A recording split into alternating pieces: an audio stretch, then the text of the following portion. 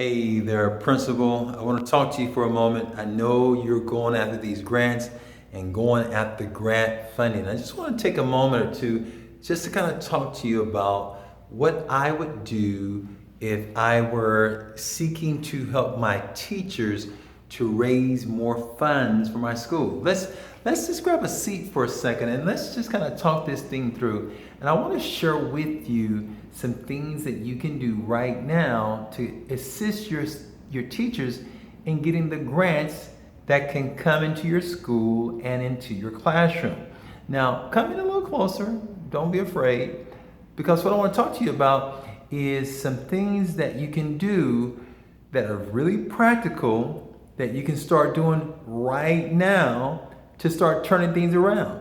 You know, I talk to a lot of schools and they're struggling to bring in additional resources, and teachers are literally having to reach into their home pocket to bring supplies and things to kind of recoup and take care and make up for some of the things that are not being provided. And I know that can be very challenging.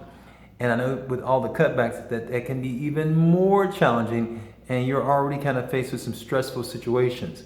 But here's what I want to do to encourage you to start moving forward and possibly bringing in grant funding, grants that teachers can use to help to do things in their classroom. Those things can include things such as field trips. Maybe you're trying to get a playground for your school and you're looking for grant funding. Well, I want to first of all tell you, if you haven't seen some of the other videos that I've done, go back and check them out. I talk about some teachers in Kelowna, Iowa, and these teachers were featured on the NEA's website, and there's an article there where they talk about writing grants. But in that article, right below it, it talks about these teachers, and it talked about a principal that was connected with their school, and it actually shows what they did to go about getting funded. I talk about that some in this other video, but I want to talk to you now about it, and really more in particular, I want to talk to you as it relates to your role and one of the biggest things that you can do to help your teachers to go out the grants. Okay, so let me share with you what happened. This school that had a population in its whole city that was less than 2,300 people. I think if I remember correctly, it was around 2,293 people. The whole population of the city. The school had less than 300 students. Okay, this wasn't a big school, but that school, over the course of 3 or 4 years, ended up raising $1 million of grant funding. So how did this happen? Well, it all started with some teachers who kind of made up in their minds that they wanted to bring some of the fun back into the classroom, kind of like that. And they began to work together as a team. So here's what I want to say to you.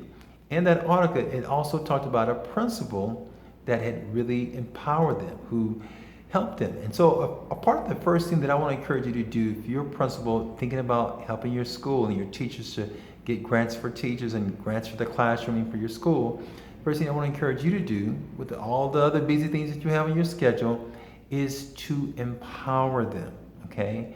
You don't have to do all the grant writing, but if you can provide the resources that will empower them, and the first resource is really you.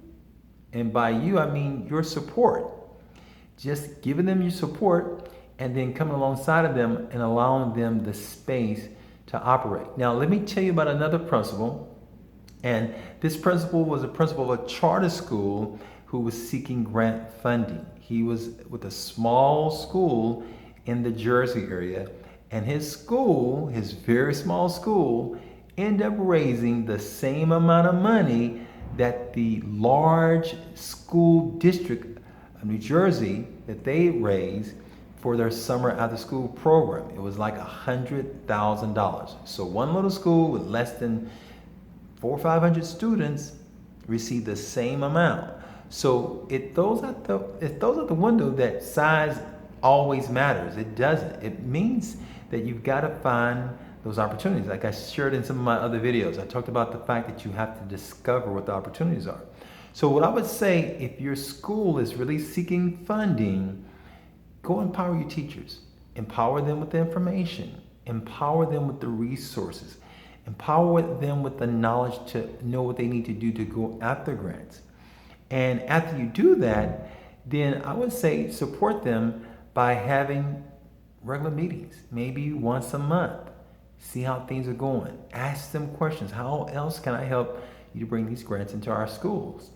And give them that support that they need. Now, let me tell you one other thing that I thought was very, very special that helped to empower the district that was in the school that I was telling you about that raised the same amount that the large school district did. This principal got with the board members, okay? And he also talked to them about possibly providing stipends, okay? They had stipends for all the other things, stipends for the coaches for extracurricular activities, stipends for this, stipends for that. But they decided to give the teachers a stipend to go after grant funding, because what they were doing, they were going over and above, giving extra time out of the classroom to go after grants.